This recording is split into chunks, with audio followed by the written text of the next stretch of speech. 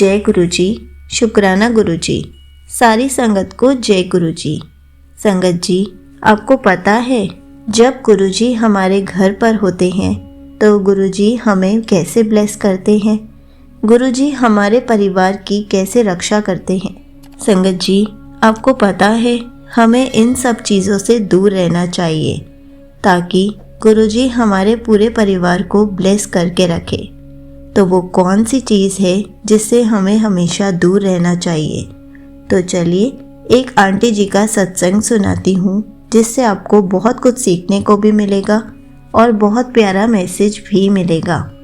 ये सत्संग पूरा ज़रूर सुनिएगा।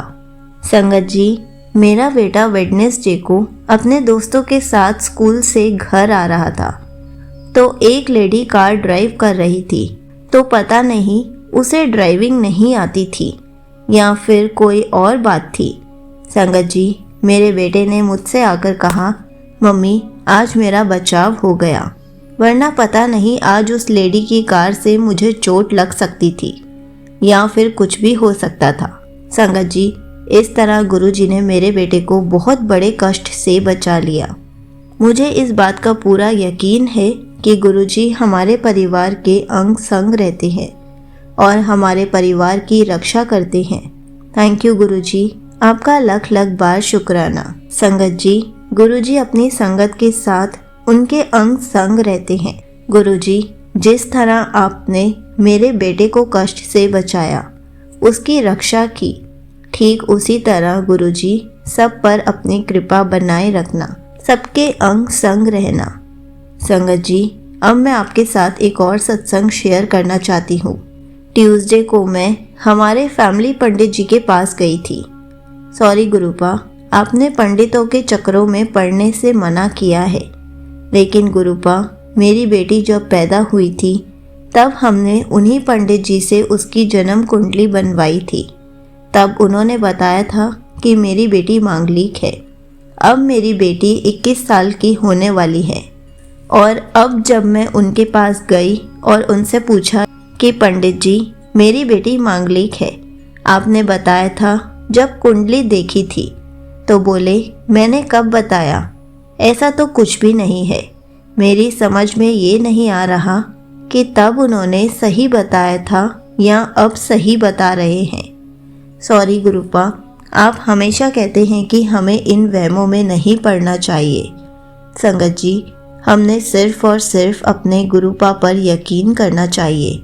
वो जब भी जो भी करेंगे उसी में हमारे बच्चों और हमारे परिवार की भलाई होगी। यहीं पर आंटी जी का सत्संग समाप्त होता है।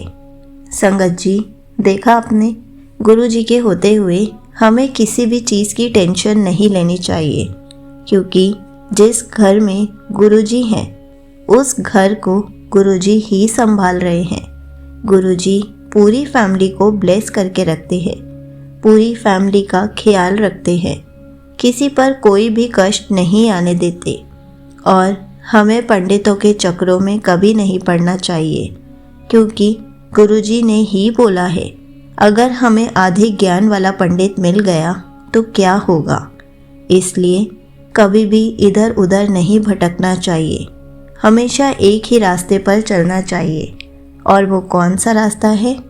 जब गुरुजी ने हमें अपनी संगत बनाया है, हमारा हाथ थामा है, तो हमें सिर्फ गुरुजी को ही याद करना है।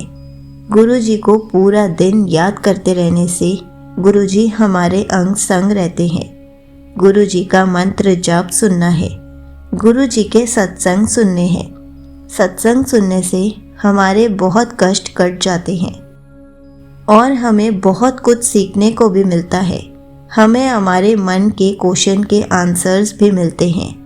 तो संगत जी, गुरु जी के होते हुए हमें सिर्फ गुरु जी को याद करना है और गुरु जी के बताए हुए रास्ते पर ही चलना है। जय गुरु जी, शुक्राना गुरु जी।